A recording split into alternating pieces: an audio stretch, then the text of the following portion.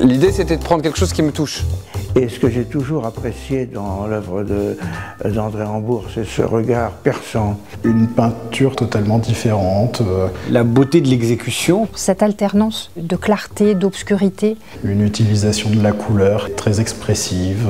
La très grande beauté assez méconnue de cette campagne. Tout l'aspect magique que peut incarner la nature. L'apparence d'une cohabitation plutôt harmonieuse. Et c'est vrai que ce qu'il fait, je trouve ça remarquable et étonnant. Tout ça est extrêmement vivant. Il a immortalisé ce qu'il y a de plus beau. C'était quelqu'un qui passait des heures au milieu du reste du monde. C'était un chasseur à l'affût. Le déclic, c'est la lumière. Et il y a une lumière sur les bras, sur le hall des bras. Comme baigné dans un halo finalement. En l'occurrence, c'est surtout le soleil qui est très frappant. Il s'aperçoit que cette lumière, qui est la grande révélation de sa période algérienne, va modifier ces tableaux. Le fait d'être peintre officiel de la marine. Les voyages s'enchaînent et c'est presque une ronde de voyages qui lui permettent de renouveler à chaque fois les sujets.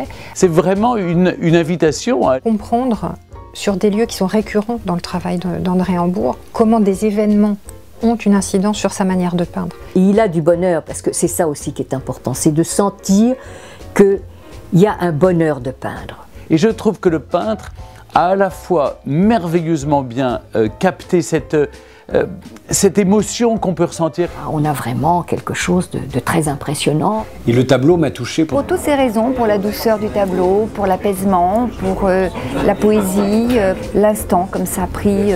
Il y a une vraie jouissance de la peinture. Il laisse une part de liberté, on n'est pas prisonnier de la vue de l'artiste. Il y a une échappée belle.